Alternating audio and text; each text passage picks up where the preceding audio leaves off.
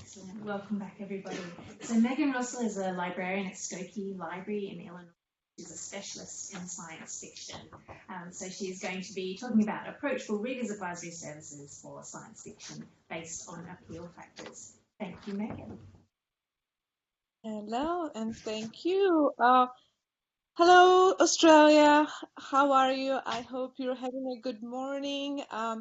It's evening in Chicago here, so this is the only time that I can make a joke about time travel, and I will take this opportunity and make that corny joke because I'm talking science fiction, so time travel. Today I was invited to speak with you about science fiction and about tips how to make science fiction more approachable, how to become better reader advisor to your patrons, and how to decrease your apprehension towards science fiction if you are not super happy with science fiction, if it's not your favorite genre.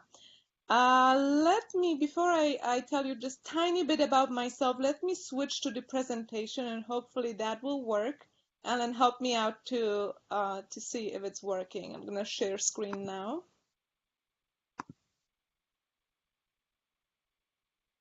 One second.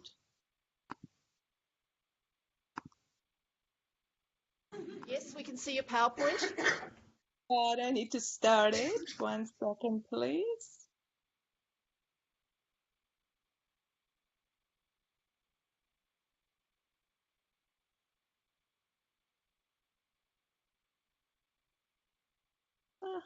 Sorry, one second. Yep, Okay, now beautiful. can you see it? Yes, Excellent. Thank you. So just like I said, how not to fear science fiction? Because really there is nothing to fear. Science fiction is awesome, and you don't even have to be a super fan of it. When I say some of us may fear science fiction or feel a little apprehensive, I'm not only speaking about it from the perspective of my past, because I was not always a fan of science fiction. I had preference for literary fiction. I had preference for romance. I had preference for mystery. But science fiction, I did not read very deeply in. But about 5 or 6 years ago, a Novelist Plus did a study among public librarians, and they asked, what's the genre that creates most anxiety in you? What's the genre that you know least about or wish you knew more about? And the results were number one, science fiction, number two, I think it was Christian fiction, and number three, Western. And Adult Reading Roundtables, which is a training organization in Chicago for reader advisors in Chicago area, did similar study, a survey about 2-3 years ago, and the results again were science fiction number one, followed by Christian fiction, and followed by romance. So it seems like there is some trend, there is some indication that science fiction may be slightly feared by some of us. So my objective today is to give you a few tips on how to approach science fiction without having to pretend that you love science fiction, without having to stress yourself over it, and without feeling inadequate over it. Because my approach to reader advisory in general is, let's approach this with lightness and with lack of stress. I'm always saying that we are library professionals, we are not medical professionals. We are not likely to hurt anyone by providing less than stellar reader advisory, but we can always try. A little bit about myself. Ellen mentioned that I'm a librarian and I specialize in science fiction. There is a little bit true to it. I'm actually a collection development librarian in Skokie Public Library, which is right outside of Chicago. I also did reader advisory at a different library and did programming for reader advisory. I was not always a science fiction fan, but being a member of Adult Reading Roundtable, which is again an organization in Chicago area, I was in charge of a genre study for a 2-year genre study on science fiction. And through that, we developed a plan how to study science fiction, how to approach science fiction. And I will share with you some of the tips that we learned through those 2 years. Right now, actually, I'm in charge of doing a romance genre study. And that's also very interesting. And we're having some good conversations. So I think science fiction has some misconception that add to our feelings about science fiction. It is presumed, there's some misunderstandings and misconception, or what I call bogs, big hairy overgeneralizations, that science fiction is only for men and boys. And obviously it's not true. Science fiction is maybe more for men and boys than romance, but it's changing. There's plenty of women, plenty of girls who are big fans of science fiction, and the market is changing, and you can see it by how many women are writing science fiction out, how many women are winning awards by writing science fiction books. So definitely not only men and boys, although men deserve good reader advisory as well, so I guess. Also, science fiction is only for teens, and they'll probably grow out of it.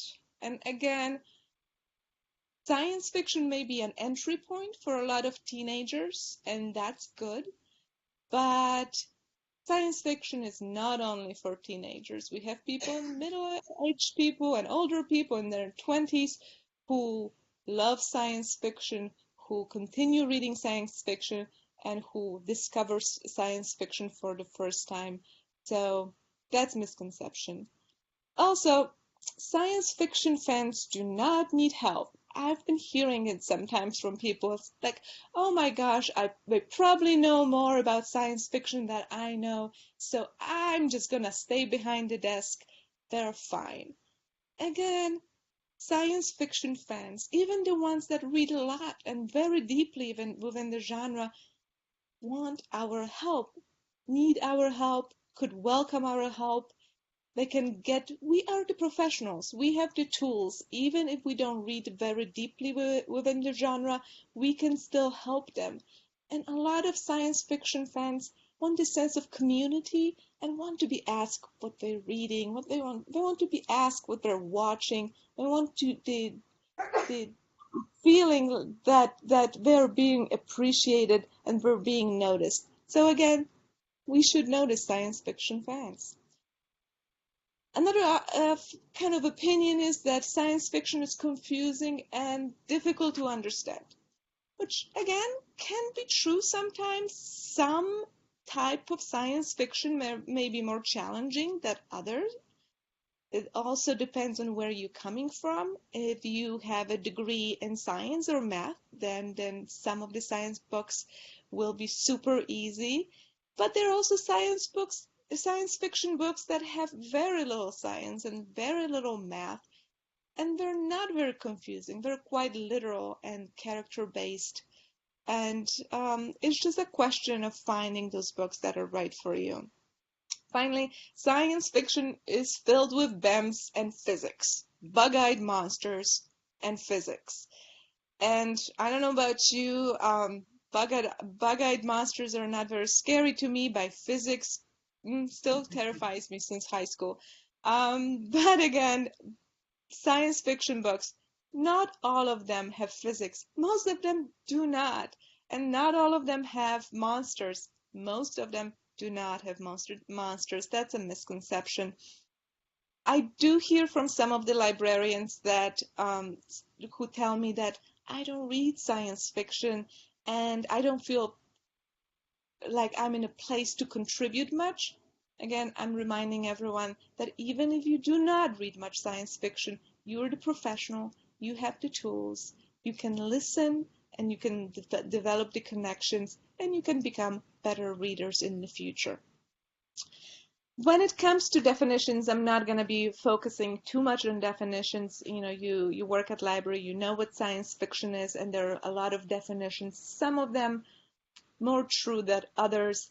In general, science fiction uses science or some of science. It's set in the future, but some of it can be set in the past with time travel, alternative travel books. It appeals to the intellect in the sense that, let's say, romance appeals deeper to feelings than intellect. Some people also say left side of the brain logic reaches out to the right side of brain art in science fiction, but that's not very useful to me because I don't really think which part of my brain does what at what time, but it's part of the definition. And also it's an exploration of traditional issues and ideas in non-traditional settings and relating to humans. My favorite definition is science fiction is something that could happen, but usually wouldn't want to. Fantasy is something that could happen, though you often wish that it could, by Arthur C. Clarke. I think it's a little humorous. Although there's some science fiction that is hopeful and not as dark as we might think. One way of looking at science fiction is looking at its subgenres, although I don't think it's as useful, and I will give you an alternative way of entering science fiction without using subgenres. But if we're looking at science fiction from subgenres, we are looking at military, we're looking at dystopias, we are looking at alternative history, time travel, we are looking at cyberpunk, hard science, and world building. The limitation of using subgenres comes in when subgenres and their definition do not use very natural language in describing the books that belong in those subgenres. It's not very often that a patron comes in and says, I would like the latest best cyberpunk book. They may describe type of books based on tone or language or story or setting, but less likely that they will whip out a definition of a subgenre that they prefer. For me, subgenres in science fiction especially are kind of easy to identify by just looking at the covers, and are indicative of the subgenre. For example, military, you can expect weapons, you can expect uniforms or people in uniforms, like the cover here of David Weber books that are very much a military action-packed science fiction. Dystopias very often look more like literary fiction with people on it, with features a little more mysterious. This book, When She Woke by Hilary Jordan, is in vein of Margaret Atwood's Handmaid's Tale, and shows us the future in which the freedom of women is curtailed. Alternative history, the covers of alternative history and time travel books often remind us of historical books or history books, like, for example, Stephen King's 11/22/63, which is a very interesting book taking us back to the time of just before the Kennedy assassination and trying to play with that historical fact from the perspective of time travel and alternative history. Cyberpunk books often look kind of retro science books, or the books that have more of a corporation noir virtual reality plots can look like thrillers.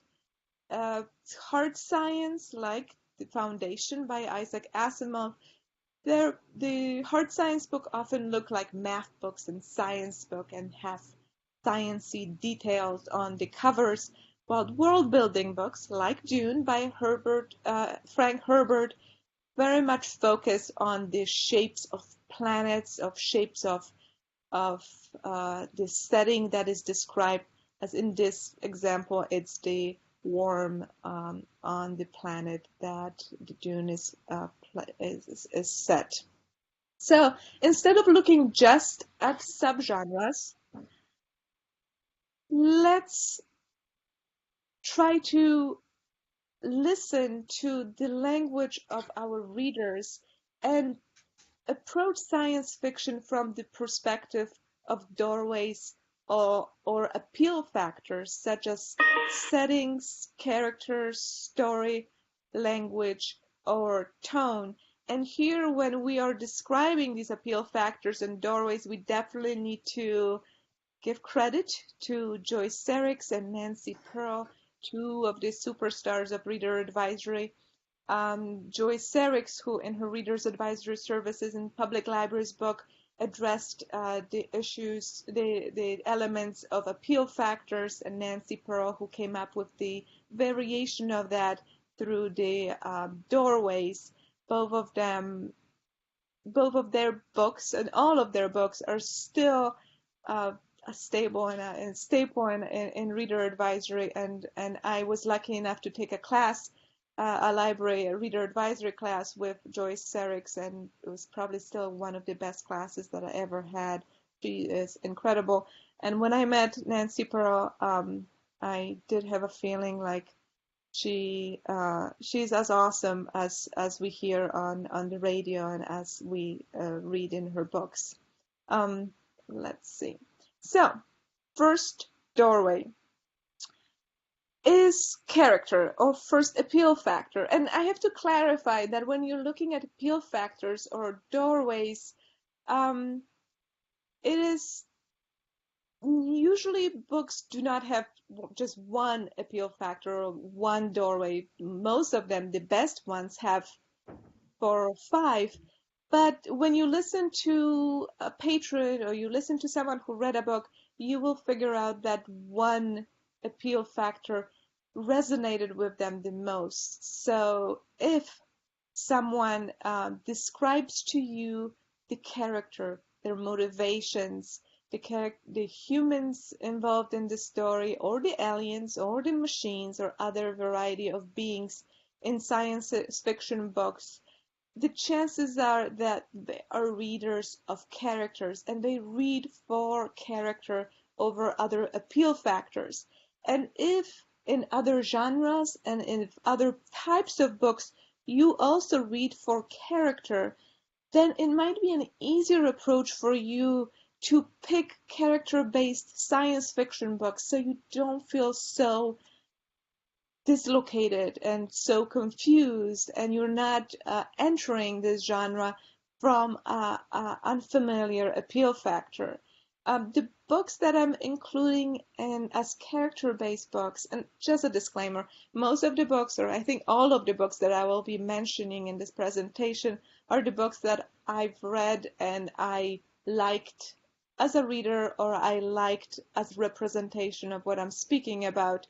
But obviously there's just so many other examples that you can find, so it's not representative of the genre or the subject, but just representative of almost my reading taste. But going back to the character and the books that I'm featuring as representation of science fiction character books, Spacemen of Bohemia by Yaroslav Kavlar. It's a lovely book that came out last year that is one of the very few books that is written and set in Czech Republic or Czechoslovakia. And it's almost like a mixture of The Martian and Little Prince, but also with themes of the communist Czech Republic. It's a beautiful, very much character-based book about a spaceman who is sent out into space to establish contact with possibly an alien, and his meditation on the nature of love and nature of life, but also his flashbacks to his childhood.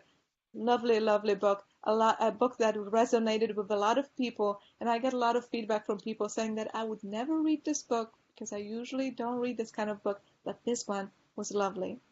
And there is a character-based book, Severance by Li Ma, is written from a perspective of a Chinese-American character who is one of the survivors of the flu-like epidemic. and again, we are tracking the progress of this from her perspective and what's happening around her. Almost funny, but also dark, obviously, because of the epidemic. An unusual book, a smaller book that is a good entry point for this type of science fiction. A darker character-based book, American War by Omar Akkad, written from a perspective of a girl who, as grows up, may become radicalized. She's raised in a refugee camp in a future America, in America where the climate change and wars ravage the country. Another book, Binti by Nerio Okorafor, a small book written from a perspective of Binti, who is leaving her planet to attend university, and something happens on the ship. It's a small, very exciting book that has a second and a third section, so you know that Binti survives, but it's definitely a character study type of book. Ancillary Justice by Anne Leckie, that is written from a perspective of a character who is also a ship. So AI type of character, as it sometimes happens in science fiction. Won a lot of awards. A little complicated, or could be at the beginning, but very rewarding if you get to the very end of it. And again, it's a part of a trilogy. The Dog Stars by Peter Heller, a book that is still one of my favorite dystopias, and I do read a lot of dystopias.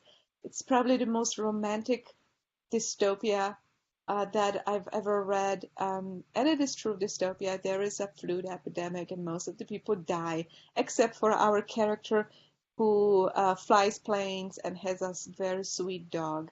Lovely, lovely book. And finally, An Unkindness of Ghosts by River Solomon, which is a book that came out last year and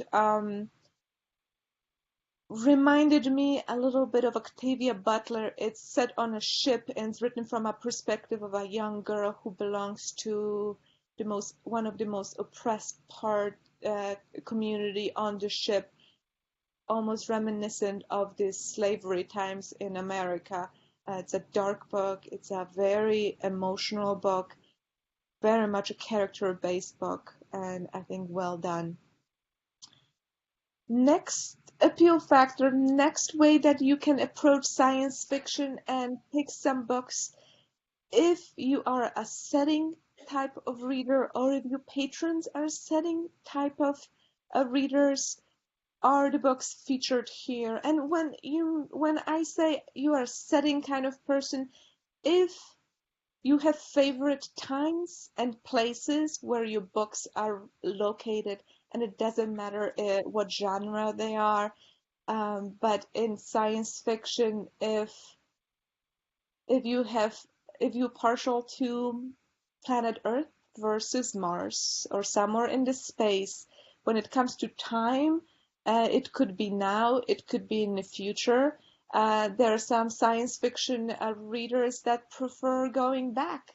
So if you prefer a Victorian era, there are time travel books that take you back to Victorian times, or there are medieval time books set in medieval times.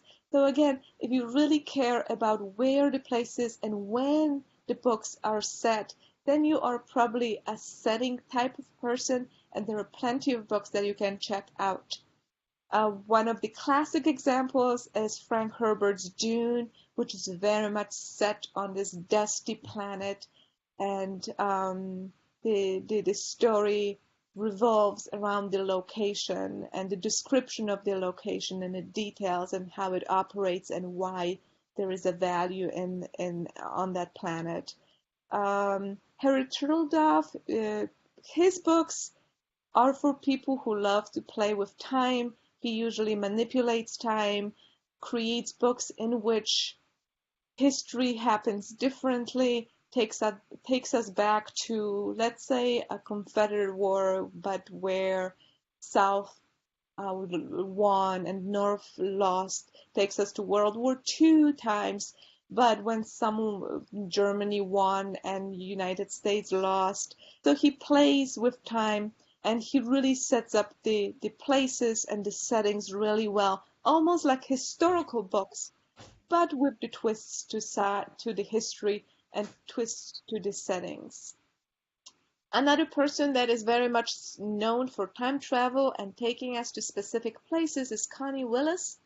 For example, with the Doomsday Book, which is a fantastic book that takes us from kind of like time of now in Britain into medieval time and time of plague, which was a mistake in the book. But when the author takes us into the medieval times, it really makes us feel and describes what happened and makes us feel for the times and creates this sense of a place and sense of a time.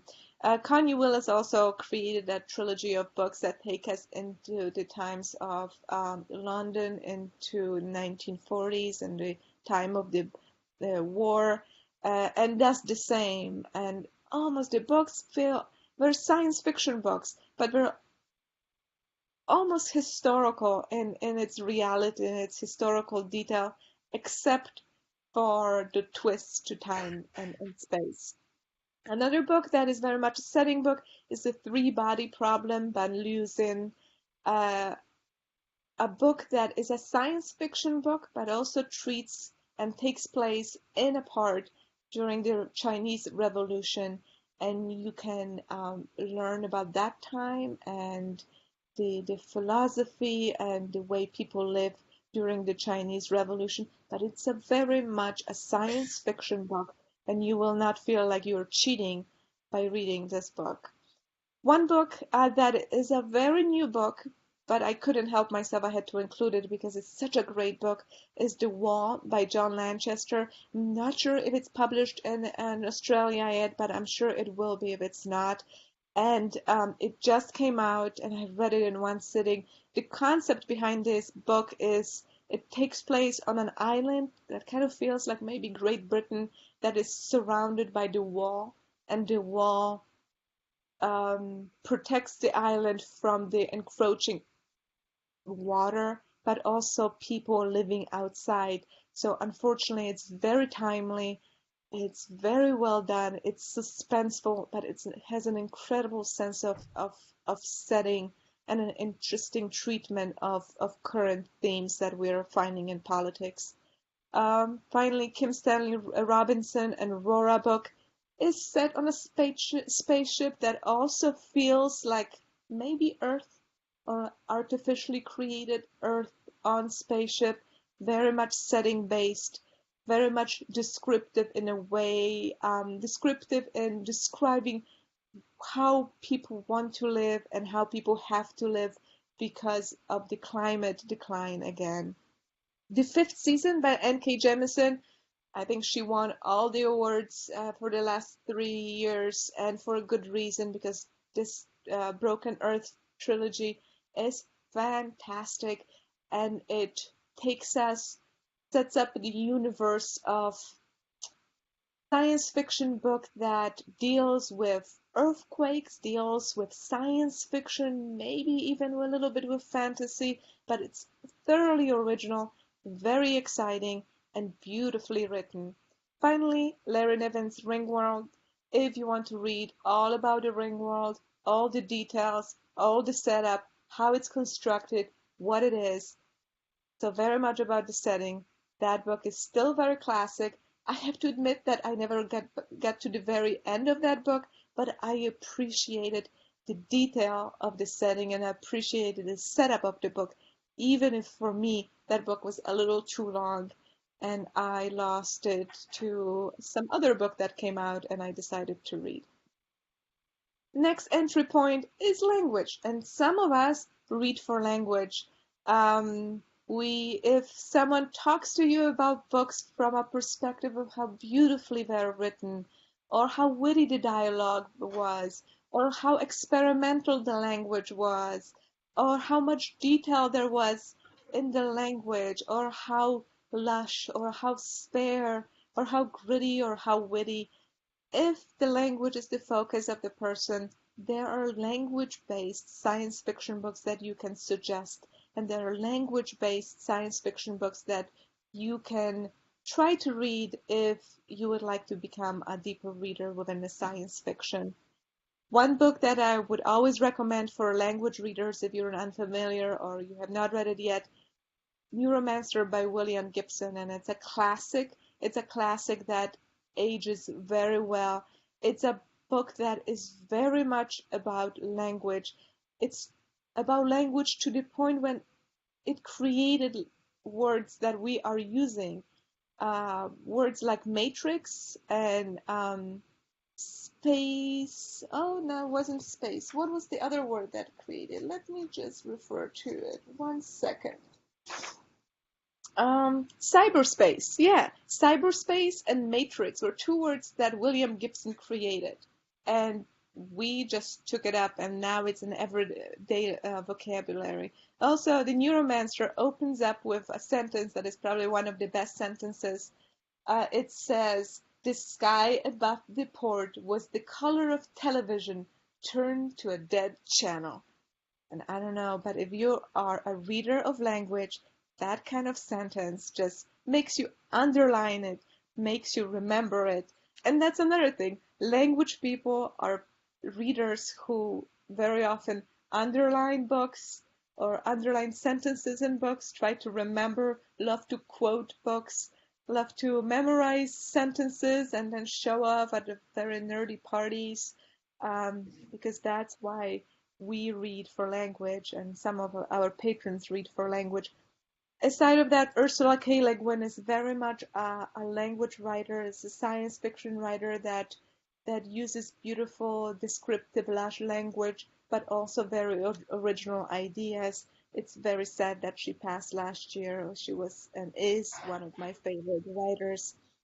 On a different spectrum, Farthing by Joe Walton. That's a book that is an alternative history book that reads almost like Agatha Christie novel. It's a very much British book set somewhere in the near future in a world when Britain did not win a war against Germany, but they signed a truce, and there is a murder. So it's a murder mystery in a vein of Agatha Christie with that British crisp language that does well with readers who want to read something different and maybe a little speculative, but are not ready for very science-based and very detailed science fiction book. Another book, The Air Affair, or any kind of book by Jasper Fforde, if you're looking for language that is playful, for dialogue that is playful, funny, fast-paced. Jasper Fforde is one of the science fiction writers that I recommend very often, and he just came out with another book which I'm excited to read. Also, Samuel R. Delany, who is a classic writer, but very much a writer that is worth reaching out to read still. And he wrote his books with attention to language, with attention to sexuality, myth, and his books as speculative as beautiful in its construction. Next one is story.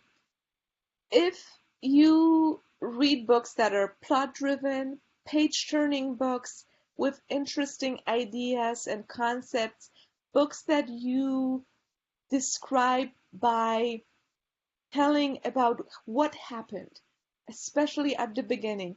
Very many, a lot of story-based books, not only science fiction, but in general, open up with something that grabs us, something that happens, and we want to share it with other readers.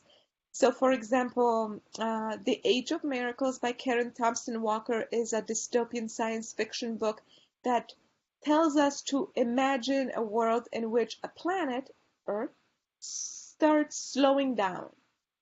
And that's the one twist and hook that everything revolves around, and no pun intended. She just wrote another book that came out called The Dreamers, that is very much similar in tone, but deals with an epidemic of sleeping disease, maybe, or people falling asleep and dreaming. Also very good, but a little different in concept. Another book, Sleeping Giant by Sylvain Nouaf. Um, this book opens with a scene when a small girl, it's her birthday, she gets a bike, she bikes out in the forest, and she falls into a big hole. And when she's rescued, they realize that she fell into a giant hand of an enormous robot. And this robot might be a relic from an alien invasion of the planet. And that's the beginning. That's what grabs us at the beginning. 3-book series, very interesting, very much plot driven and page turning. The Water by Paolo Bacigalupi. Imagine if the planet was running out of water. Not a very novel idea, but it's something that you can start a story and something that can hook us in. Kindred by Octavia E. Butler. Imagine if you're living in Canada in 1980s and all of a sudden, for no reason that you can imagine, you're yanked back into the times of slavery, and you might be responsible for saving the life of the son of a plantation owner who may or may not be your future family member. So your existence depends on his survival. And that twist, if you are interested, if this grabs you, you will want to know what happens in the book. Another book is Future Home of Living God by Louise Erdrich. And this one is based on a concept where we mess up our climate so bad and so much that evolution kind of goes back. So instead of progressing, we are going back on an evolution scale. And that's an interesting concept too, well done by an author that is usually considered a literary writer, but here she tried something that is closer to a dystopia. Neil Stephenson and Seven Eves. Imagine if you found out that the moon will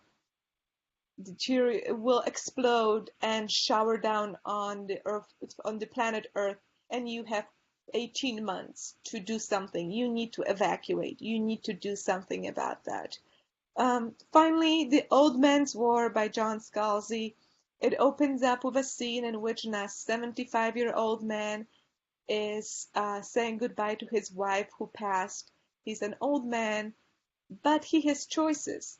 His choice is either to continue aging and die, or to sign up and join military. And if he does that, his body will be upgraded and he will be a young man again. Well, since it's a long series, you kind of know what will happen, but it's an exciting concept. Finally, the last one, tone. And tone is kind of self-explanatory. If you describe books from the perspective of, oh, I love happy books, or I love upbeat books, I love dark books, gritty books, crushing books, silly books, then you are looking for a book from a perspective of its tone, less that other appeal factors. And again, tone is usually not the only way that you can approach books, but it's very often that I have patrons looking for, especially for funny books or upbeat books, and even science fiction is very hard to come by. And when I find an upbeat science fiction book, I always make sure to make a note of it because it will be circulating. From the books that I featured here, some of the upbeat, obviously classic, The Hitchhiker's Guide to the Galaxy, silly, funny, pure entertainment, still very much a book that is that we replace often because it's used up and it's stolen and it's used up. So very much one of the more popular books, especially science fiction books. The same goes for John Scalzi's books. Every book that he wrote, except maybe for Locked In, his books are funny, some of them are satirical, some of them are just just absolutely silly and entertaining. The same goes for Terry Pratchett. Anything from Going Postal to all the books that he wrote, very entertaining, very playful, very silly, and you can give it to a patron who looks for some entertainment in their science fiction. Other books on the list: Annihilation by Jeff Vandermeer. This book is a science fiction book that is closer to horror, and it's definitely creepy and creeping. Do Androids Dream of Electric Sheep by Philip K. Dick. That's a classic book that is very popular still. And this one is a book with definitely a paranoid, dark tone. Rosewater by Tate Thompson, one of the newer books that came out a couple years ago, set in, I believe, Nigeria, and again, on a dark, speculative, gruesome, violent spectrum of a tone. The Long Way to a Small Angry Planet by Becky Chambers. That book is lightly entertaining. It's not super dark, and it's not as silly as Terry Pratchett books, but it's one of the lighter space exploration books. It's also filled with women, maybe not women, but more because creatures are all kind of creatures are featured in this book, but gender is treated really well, sexuality is treated really well, and there is enough sense of humor, and there's enough sense of lightness to not feel very depressed about this version of space exploration. The Martian, obviously, probably everyone is familiar with that. That's an example of a book that is a little faster paced, is a little lighter. It's a little on a lighter spectrum of tone. All right, so this is a way how we can approach science fiction if you are open to reading a little more. And I wish that I could tell you that no, you do not have to read science fiction to be a good reader advisor within the genre, but realistically, it's not true. You do not have to be an expert. You do not have to pretend that science fiction is your favorite genre. We all have genres that we prefer. There are type of books that we gravitate towards, but to be professional reader advisors, we need to be more eclectic in our reading taste, and we need to pick up genres and type of books that are not quote unquote our type of books on a regular basis. My approach and what I tried in the past and what we tried with members on our science fiction genre team, we did reading challenges, and I would encourage you to reading challenges. Set yourself a challenge of how many science fiction books you'll read during the month or year, and track it. I think tracking helps it. Come up with ways to read science fiction in a passive way, maybe using audiobooks, and I'll go into it a little more in the next slide.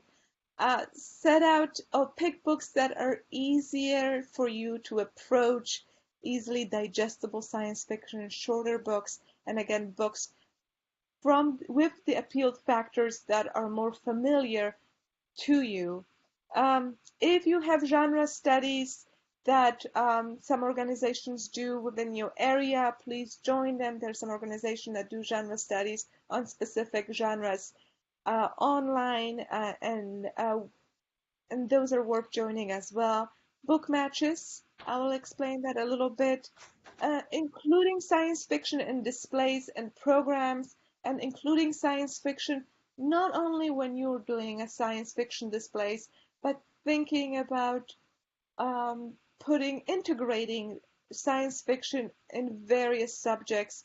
Even if it's a display on romance, there is a romantic science fiction.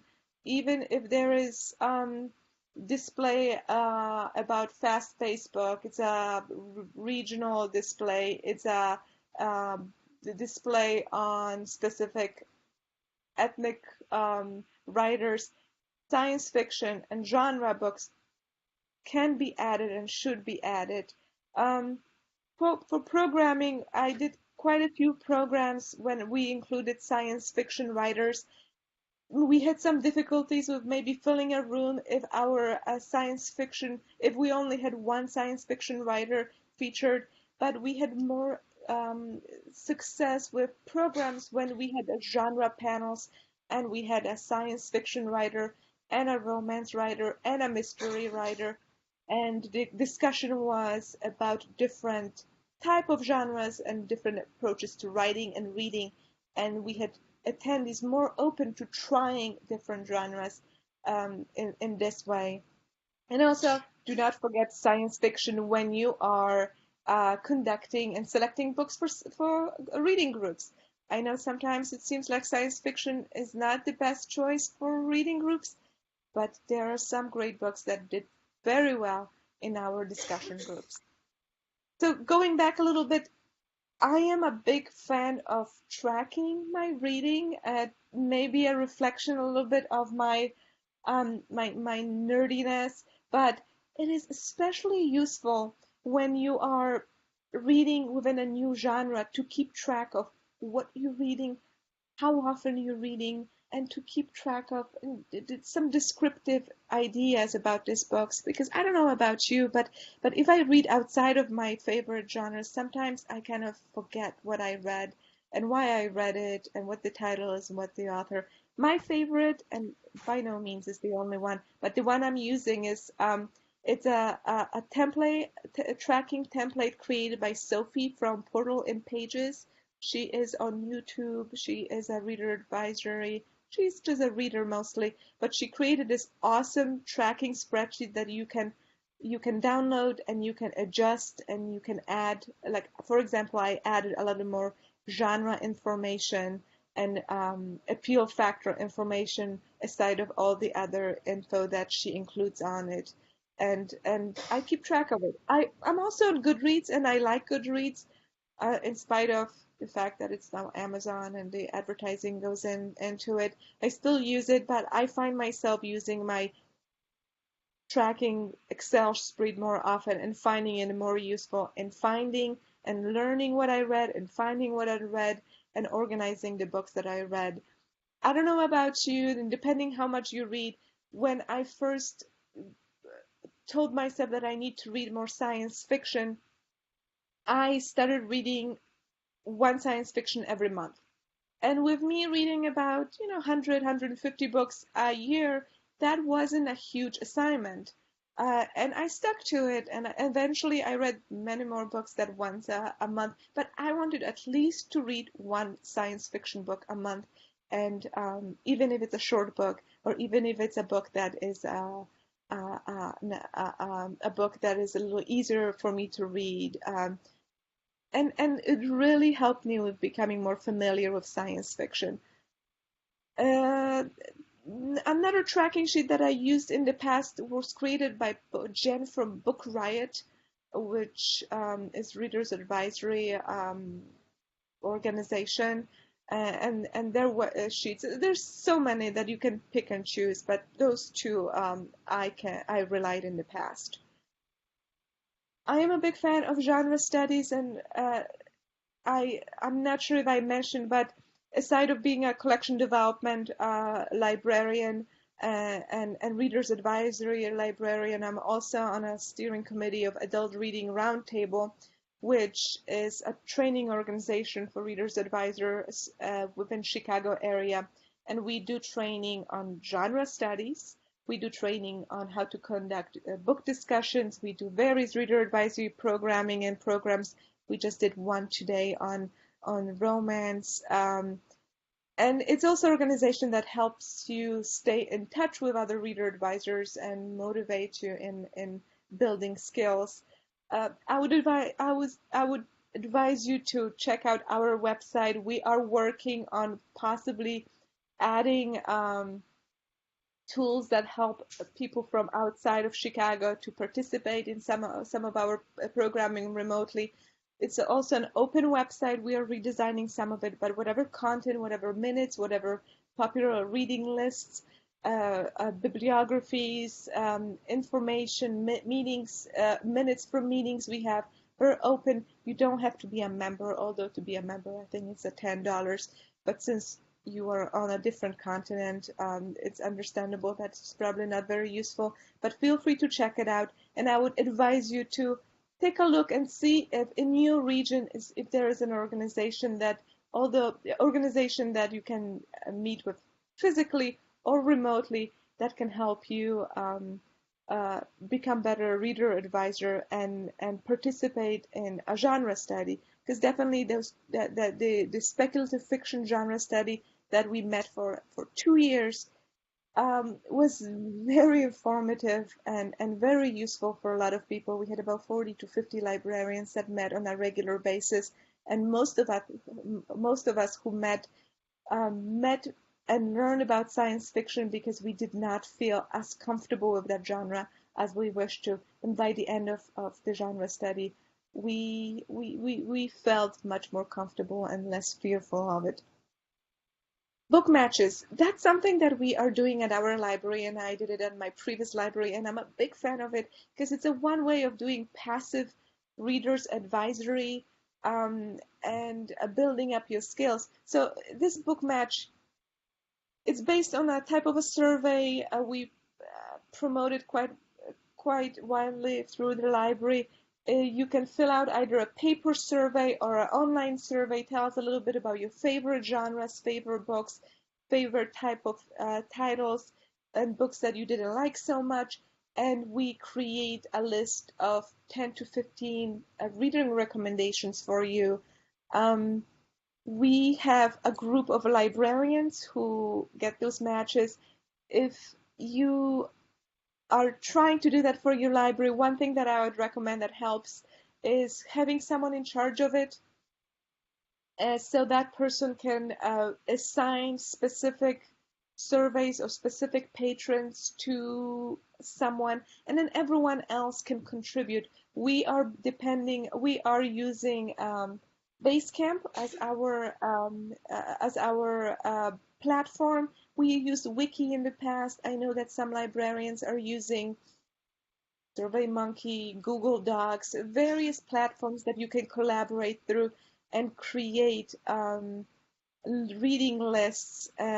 It's very useful because you get patrons who are asking about genres that you then realize maybe you are not as familiar with, and then motivates you to read deeper within the genre. You also see what other librarians and library staff are recommending and reading, and it's just a very useful tool. We also get a lot of patrons who are asking for science fiction recommendations, and a lot of teenagers who may not be as comfortable coming up to us and asking for recommendations, but have no trouble filling out an online survey and asking what they should be reading next. And we are very happy to serve them in this way. Audiobooks. I'm a big fan of passive reading. I listen to a lot of books right now, and it's easy for me. I enjoy audiobooks. But when I started audiobooks, I was under an impression that I do not have a brain for audiobooks. I would not remember. I would get lost. I would not feel like I was experiencing the books the same as if I were sitting down with a paper book. But I don't believe that anymore. Really, my brain changed, I think. I'm also a very big fan of multitasking and using audiobooks, especially when I have to do something that I don't want to do. So I'm a big fan of using audiobooks when I have to clean my bathroom or walk my dog or drive somewhere and I'm stuck in the traffic. And I've used audiobooks to catch up on books that usually I would not sit down and read it physically. And even if I don't get the book, 100% of the book, even if I space out, I will get the tone of the book. I will get enough about the book to be able to gauge it and maybe even recommend it to a patron and feel that I I got through more books and I became a deeper reader within a genre, whether it's a science fiction or Christian romance or mystery or whatever genre I'm trying to beef up on. And that little cartoon that is a little not very good quality yet, but it reflects me. My mood really improves when I have a good audiobook and I have to do the dishes or some gardening or do something that I maybe don't feel like I'm spending the best time on. Finally, genre blends. If you're a romance writer, try to read a science fiction book that is romantic. Linnea Sinclair, she writes books that they're in the space, but they're also hot and very romantic. And there are other romance books that you can pick out. If you feel more comfortable with fantasy books, Charlie Jane Andrews' All the Birds in the Sky is a fantastic book that has both math whizzes and witches, so you can experience both. Joe Hill's The Fireman is a science fiction book based on kind of explainable science, but also it's a horror book because people explode in flames, so that's a little scary. Neil Stephenson and the Quicksilver books, the trilogy, read like historical books, really expensive historical book that also very much have science fiction elements. China Miéville, the city opens with a dead body and there is an investigation. It reads like a mystery, but it's also very much a science fiction book. If you're trying to read deeper into science fiction, I would also recommend going for shorter books. If you're not 100% sure, don't go for 700 pages Dune by Herbert. Don't go for a 1,000 pages classic book that is very detailed.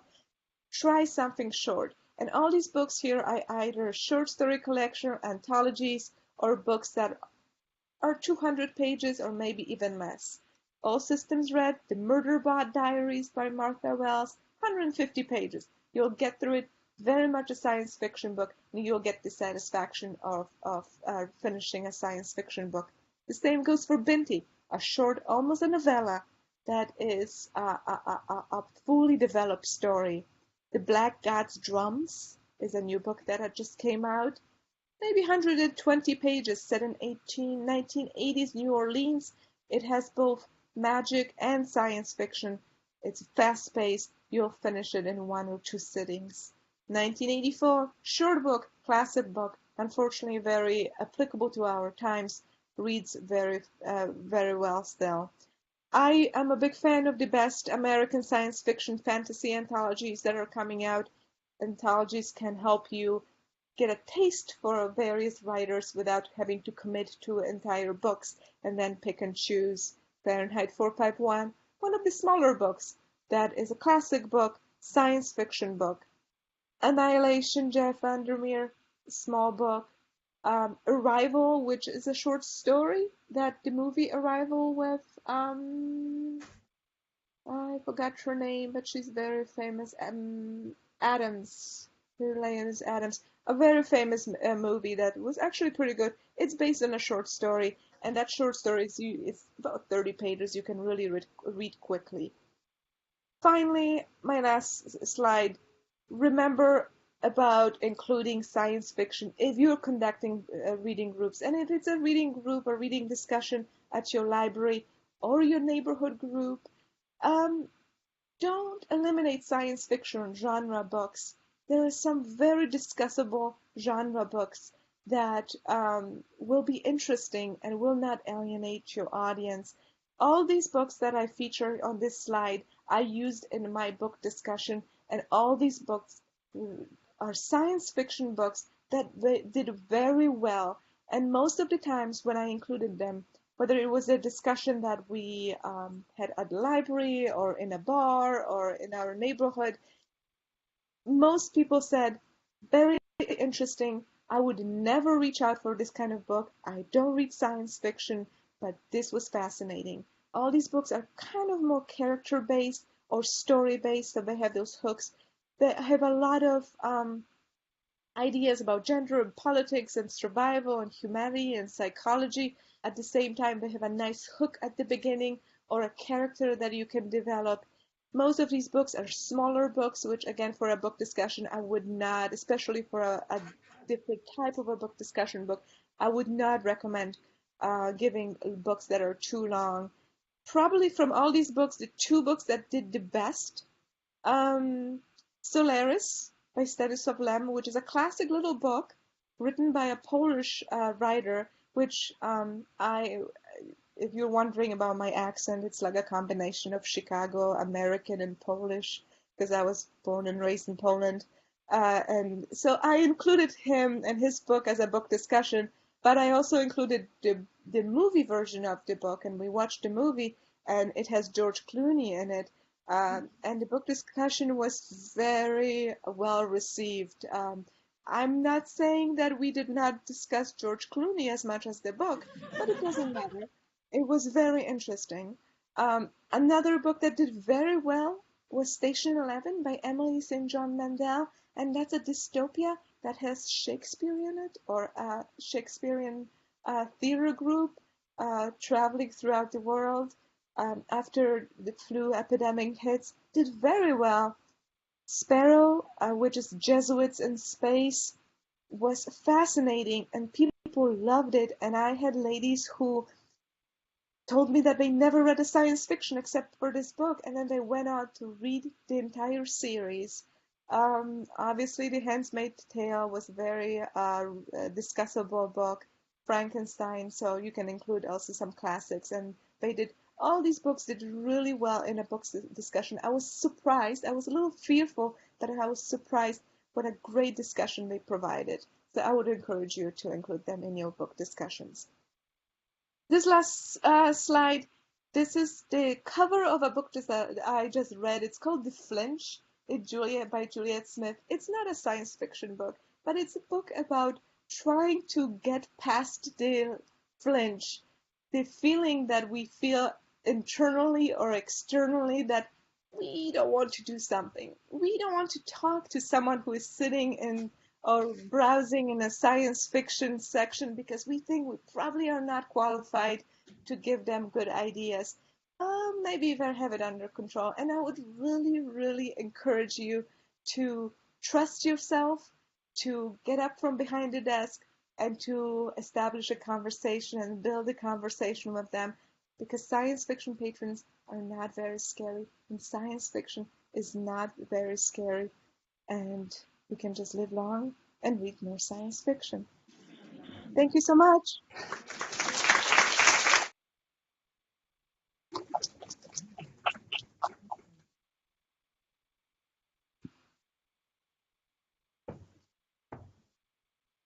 Thank you so much. Let me know. Does anybody have any questions? And if you are online, you can put it in the chat. And let me just clarify, my contact information is on this page. Feel free to email me with additional questions. Feel free to connect with me. I'm on Goodreads, I'm on Litzy, I'm on Twitter, and obviously I'm available through email as well. Thank you so much. So nobody has any questions? Maybe get in touch with her afterwards. Well, thank you so much. That was very, very helpful. All right, bye-bye, guys.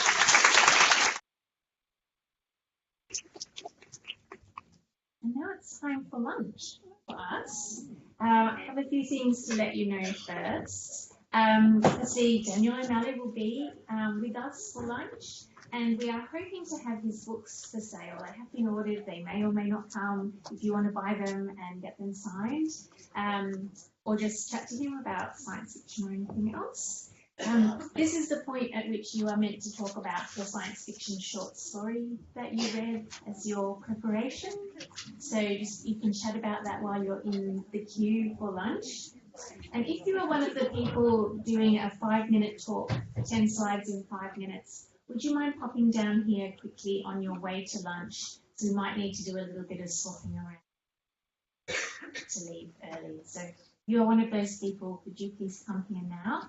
And everybody else, we will see you at 1:20.